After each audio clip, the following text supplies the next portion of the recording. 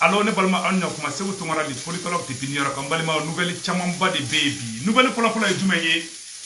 ko union européenne mo oluni farasi ou farale me ñongon kan ko ka taguba to renforcer ay kuma ina mede o nouvelle fola ya ametla ka do détail là nouvelle fola jumeye union africaine oni président Assimi be ñongonye la Malien ayaw kolosi intoxication do be kabla réseau sans fait ou kelebe kata sebe ou ka pazu sans fait di ko force d'attente ko union européenne mo ko lu be fait ka intervention militaire ke Assimi contre là comment inte tinyere Assimi est en position de force Assimi ni union africaine mo be ka sikika ko ke bi ambe worom na ko bi quelle était faut été négociation de besina ayaw kolosi fausse information en balimao mogo do be ka essayer ka nani kuma ye kuma munu ba to ani Assimi be se ka bla nyona to na mumba to an jabe tege donc kelebe ka bla ka pasu sans fait ko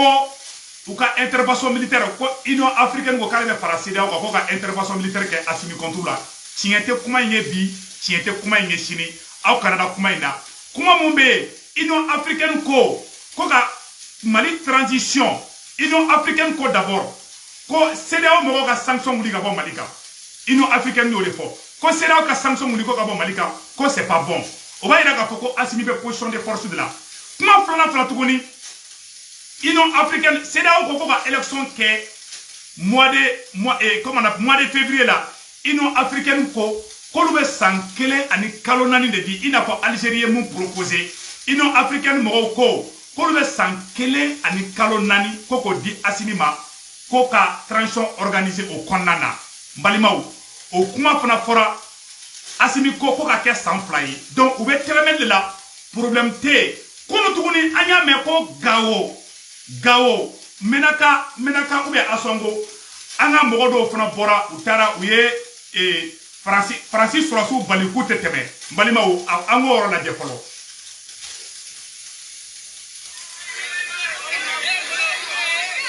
ni mogodo bolé ko Francis Surasu teteme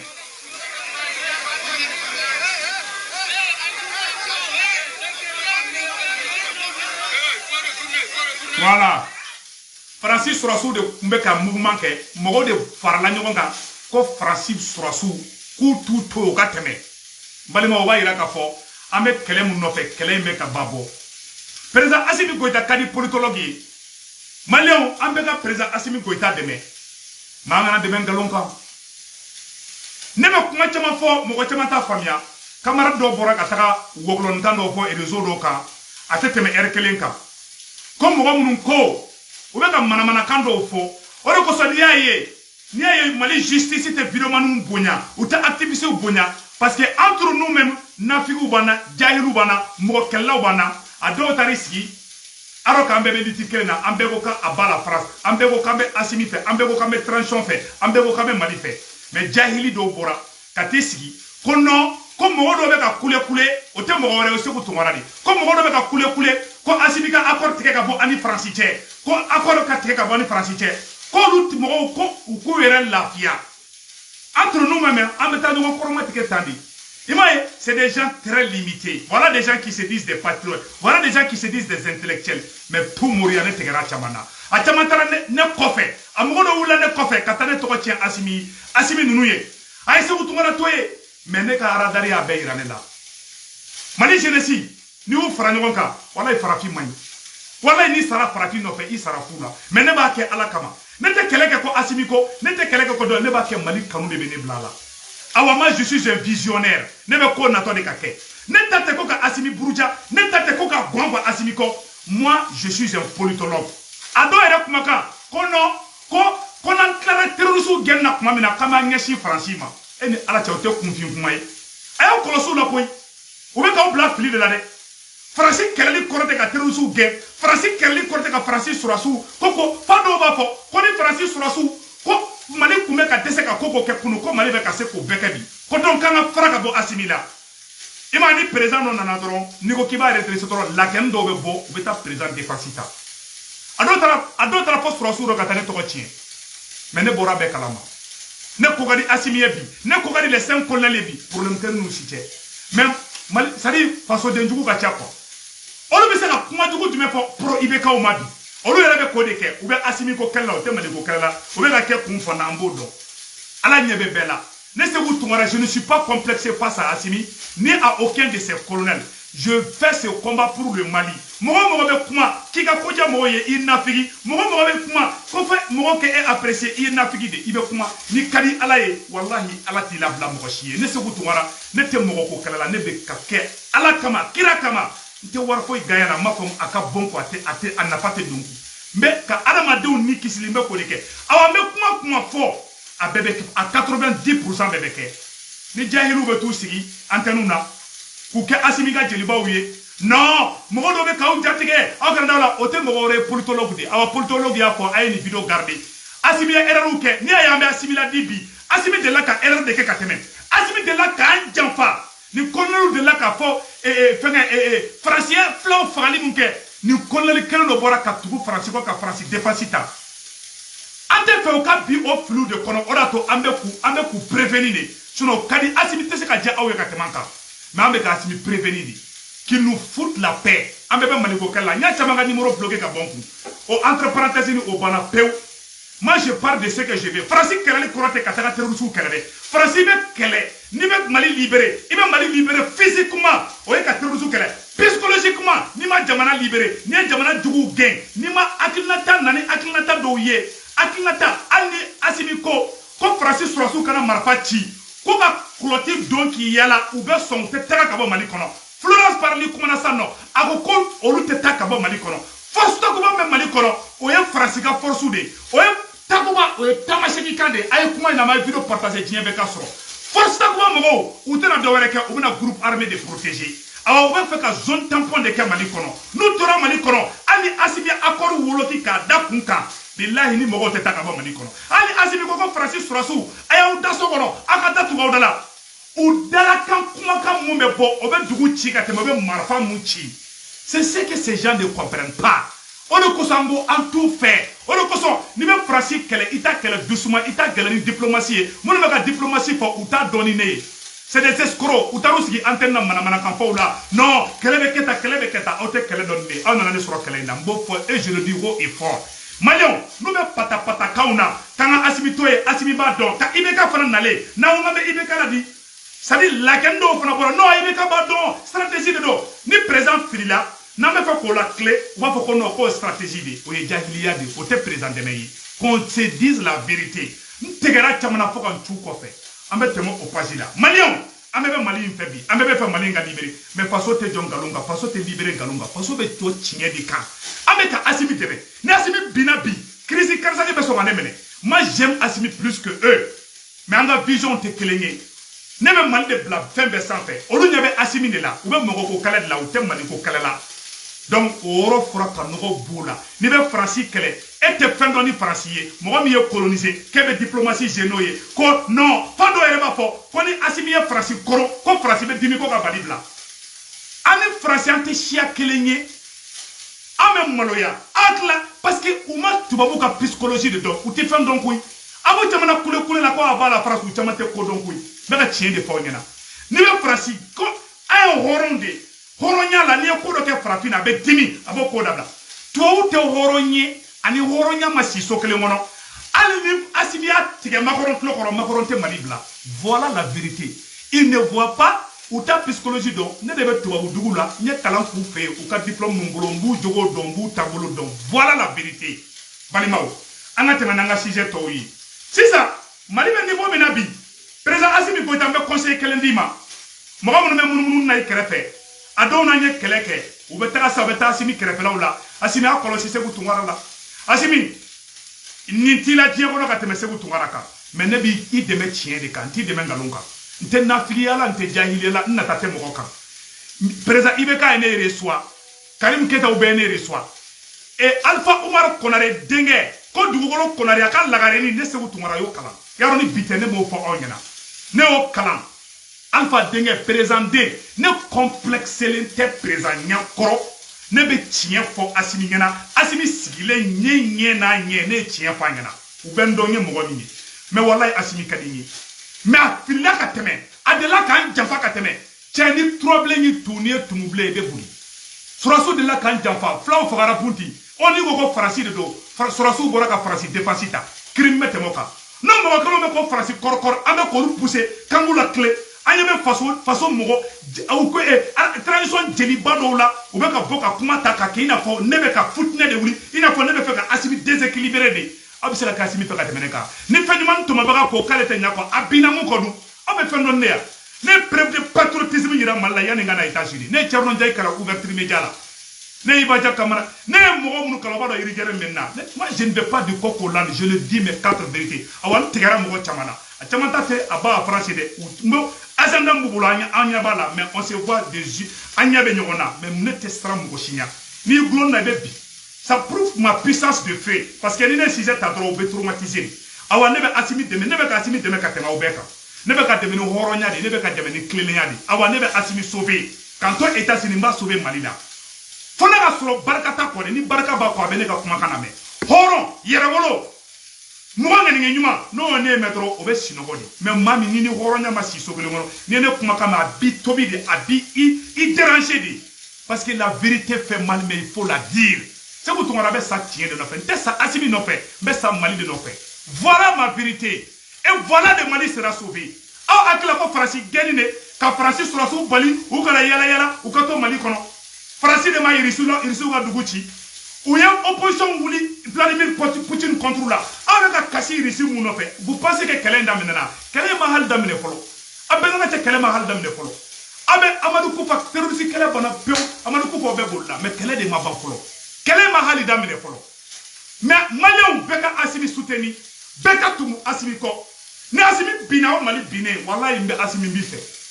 mais faso china to nyina yere nyina ne ko kibi faso la clé farafin ta de nyuma fait ne ko kibi faso la clé ou bi détruit ou ne mene ko de bi katane to ko tia surasu ye mais ne bora be kalama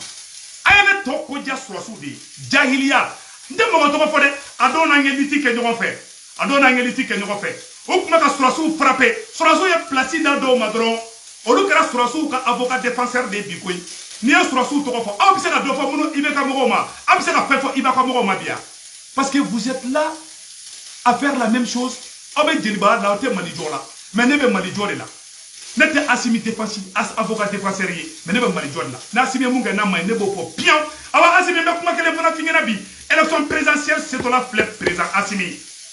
ni élection campagne d'amenala ni un politicien nous donc kaso là mogo ba fo kibe ku bali ku présenter ni be ka dossier activé ou activé depuis 6 ans non munu nya façon na folo chien munu bina façon na folo kaka dun ni mu mine sisa ni on pen clava ngona ni campagne d'amenala ni ko kibu mine ibe crise post électoral créé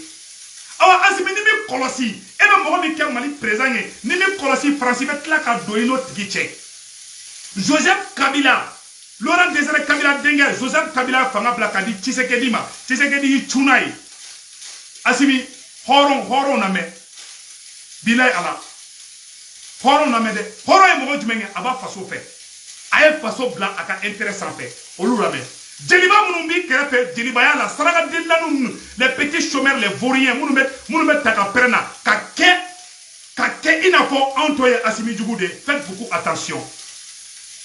parti politique tibolo basi tibolo il Mali fambe libéré il m'a pas Mali libéré là parce que il va toka djeri là ni il va capturer sous fra bravo l'armée malienne monte à puissance bravo mais asimi ma bahali barada mnefo élection présidentielle sur la flène awa ibika genou ne fara ñokon ka mais il ga genou clanché be diviser les be donc era asimi défenseur bataka we donc era asimi ga Djeliba we tien folaw ou be ka wulubo ta ko josolu la o boro ne asimi blasla fa do ba fo e se mutumara ne ni fasimi ma ibanga ko tien ibanga pa tien e ka pa be tien ko i ka pa ele jinna ka ban pew se mutumara te aka mo tola dia kuma fo nte aka asimi kula dia kuma fo nte aka kula dia kuma fo me aka mu fo alata akirata no ma jeye ba ma ko ba fa jit le togomi awan tigera mo ko chama farana ou bora be kan contredire à radio là ou bora be kan contredire Athéna mais je suis plus puissant que eux je suis plus digne que eux parce que le temps m'a dit ne horo ne yere wolodi awane en façon servi ne en façon servi au préboube au fin bela de l'île nete tigre mo ga namuguro so goide am se ka fe pro ibeka o ma aw ta simi ko kala de la bia aw ɲinina fɛn bɛɛ kɔ u mana taga yɔrɔ u bɛ Asimi fasa dali la a tɔ tora dɔrɔn u ka guitare dɔrɔn ta ka fɔ dɔrɔn